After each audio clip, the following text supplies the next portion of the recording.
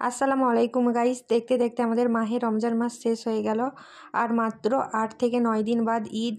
তাই ঈদে কিভাবে এরকম পারফেক্টলিভাবে ঝরঝরে সেমই বানাবেন আজকে আমি সেই রেসিপি শেয়ার করব। খেতে কিন্তু খুবই দুর্দান্ত হয়। একদম কম সময়ের মধ্যে এই সেমইটা বাড়িতে বানিয়ে নিতে পারবেন। ফার্স্টে আমি একটি থালার মধ্যে দেখুন গাইস সেমই নিয়েছি কিছুটা পরিমাণ। আপনাদের যতটা সেমই দরকার সেমইয়ের পরিমাণটা আপনারা ঠিক ততটাই নেবেন। সেমইটা আমার ভাজা যেহেতু তাই আমি সেমইটা ভাজবো না। তারপর আমি একটা কড়াকে খুব ভালোভাবে গরম করে নিয়েছি। গরম করার মধ্যে 3 টেবিল চামচ ঘি দিয়ে এলাম।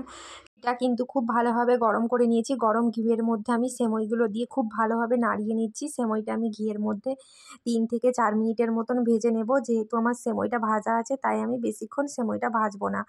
2 থেকে 3 মিনিটের মতন দেখুন আমি সেমইটা ভেজে নিয়েছি। সেমইয়ের কালারটা ঠিক যখন এইরকম হয়ে আসবে তখন আমি সেমইয়ের মধ্যে গরম পানি দিলাম। আগে থেকে আমি গরম করে রেখেছিলাম। গরম পানি দিলাম। গরম পানি দিয়ে 2 থেকে 3 মিনিটের মতন নাড়িয়ে নিলাম। অল্প কিছুটা গরম পানি দিয়েছি, বেশি দিলাম না। তারপর গরম পানির মধ্যে চিনি দিলাম। চিনি দিয়ে খুব ভালোভাবে নাড়িয়ে নিলাম। আমি আরও সেমইটা 2 থেকে 3 মিনিটের মতন কুক করে নেব। বন্ধুরা দেখুন, আপনারাও 2 থেকে 3 মিনিটের মতন সেমইটা রান্না করে নেবেন। দেখুন 2 থেকে 3 মিনিট পর আমি আবার এই সেমইয়ের মধ্যে কিছুটা গরম পানি অ্যাড করব। সেমইটা দেখুন কতটা ঝরঝরে হয়ে আসছে।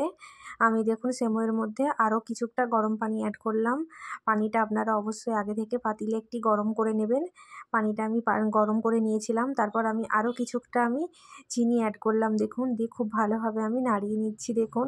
ঠিক এইভাবে আমি সেমইটা রান্না করে নিচ্ছি। এইভাবে আমি 10 থেকে 15 মিনিট সময় নিয়ে সেমইটা কিন্তু রান্না করে নিচ্ছি।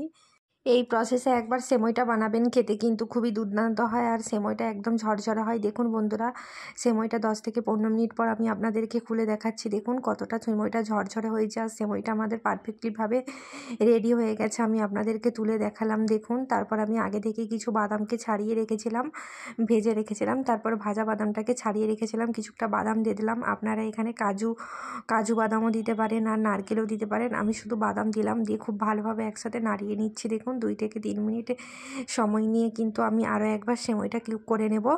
দিয়ে আমি সেমইটা নামিয়ে নেব। এই রেসিপিটি কেমন লাগলো আপনারা কমেন্টে জানাবেন। ভিডিওটি ভালো লাগলে অবশ্যই সাবস্ক্রাইব করে দেবেন আমার চ্যানেলে যদি নতুন হয়ে থাকেন। দেখুন আমাদের সেমইটা রেডি। আমি আপনাদেরকে একটি কাঁটা চামচের সাহায্যে তুলে দেখাচ্ছি। দেখুন সেমইটা কতটা ঝরঝরে হয়েছে আর খেতে কিন্তু খুবই দুর্দান্ত। ভিডিওটি ভালো লাগলে সাবস্ক্রাইব করে দেবেন। আল্লাহ হাফেজ। কেমন লাগলো রেসিপিটা কমেন্টে জানাবেন।